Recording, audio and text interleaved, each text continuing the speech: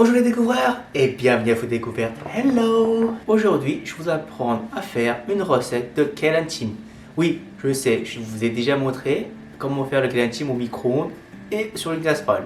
Mais là, je vais vous montrer la version, on va dire, high class, le standing, comme ceci. Un plat que vous pouvez montrer lorsque vous avez des invités. Ça va mettre plein la vue sur cette recette. Pour la recette, il vous faudra 3 œufs, 200 ml de bouillon de dashi, 2 cuillères à soupe de mirin, une demi-cuillère à soupe de fish sauce, ou si vous n'en avez pas, vous pouvez utiliser l'huile du thon. Vous savez, dans votre canette de thon, là, il y a de l'huile là. Vous pouvez utiliser une demi-cuillère de ça. C'est pour juste donner le petit goût marin, on va dire. Il vous faudra aussi un peu de sésame pour la décoration, du sel et du poivre. Passons à la préparation. Alors, vous allez casser vos 3 œufs, vous les éclatez et vous mélangez. Là, vous allez rajouter les 200 ml de bouillon de dashi, vos 2 cuillères à soupe de sauce mirin, votre demi-cuillère à soupe de sauce fish ou du sauce de thon que vous avez. Et vous remélangez. Alors ça va être un peu chiant parce que vous allez pas prendre donc ce petit passoire et vous allez filtrer vos œufs.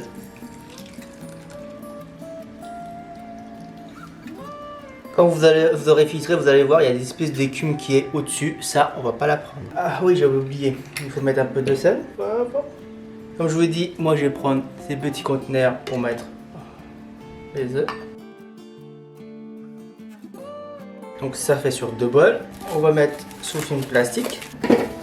On va faire quelques trous.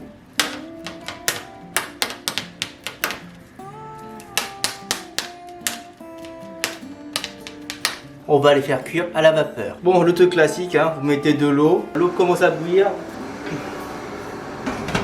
Vous allez mettre vos 2 plats et on va les faire cuire pendant 10 minutes. Donc je vous dis à dans 10 minutes. Oula, hop. J'ai foiré.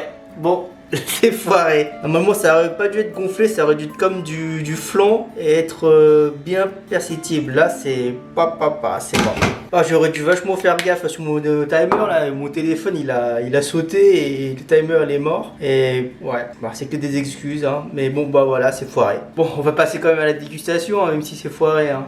Mais normalement, si vous gardez bien les 10 minutes, vous aurez en fait un espace bien lisse comme du flan. Là, c'est mort. Bon, je vais retirer et on va passer à la dégustation. À tout de suite. Voilà, bon la petite chose foirée parce que j'ai laissé trop longtemps au feu.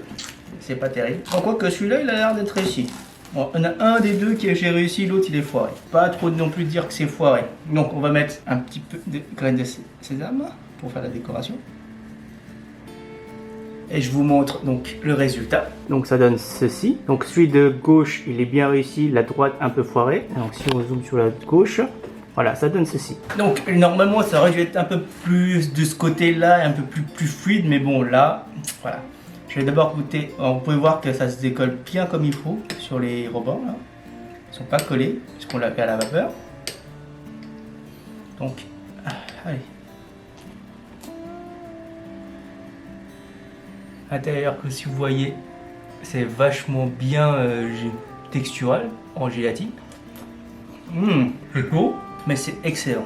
Alors si vous êtes bon sur le timer, pas comme moi, et que vous présentez bien sur des bols ou des petites contenus, on va dire, assez classiques, ça devient des kelantim de haute standing. C'est parfait pour une entrée dans une liste de plats coréens que vous pouvez présenter. Une mise en bouche, un amuse-gueule comme vous l'appelez. Si vous n'avez pas mangé chaud, vous pouvez aussi le refroidir et le servir froid. C'est pas un problème.